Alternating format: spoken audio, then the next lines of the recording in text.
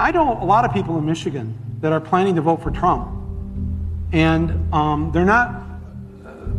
they don't necessarily like him that much, and they don't necessarily agree with him. They're not racist and rednecks, they're actually pretty decent people. And so I wanted to sort of, after talking to a number of them, I wanted to write this. And Donald Trump came to the Detroit Economic Club and stood there in front of the Ford Motor executives and said, if you close these factories as you're planning to do in Detroit and build them in Mexico, I'm going to put a 35% tariff on those cars when you send them back, and nobody's going to buy them. It was an amazing thing to see. No politician, Republican or Democrat, had ever said anything like that to these executives. And it was music to the ears of people in Michigan and Ohio and Pennsylvania and Wisconsin, the Brexit states.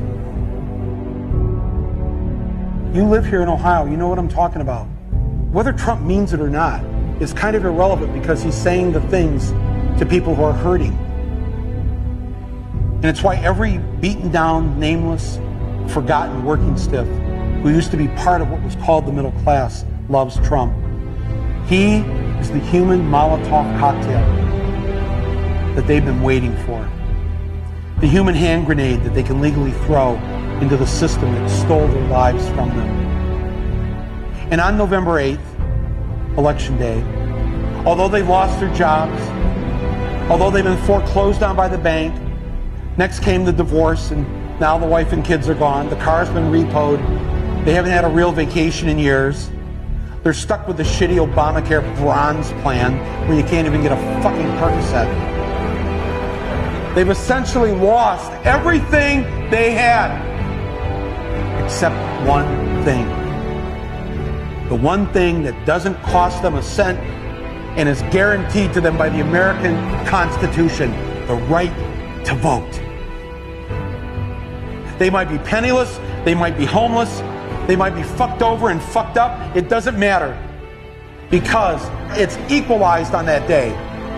A millionaire has the same number of votes as the person without a job. One. And there's more of the former middle class than there are in the millionaire class. So on November 8th, the dispossessed will walk into the voting booth, be handed a ballot, close the curtain, and take that lever, or felt pen or touchscreen, and put a big fucking X in the box by the name of the man who has threatened to upend and overturn the very system that has ruined their lives. Donald J. Trump. They see that the elites who ruined their lives hate Trump.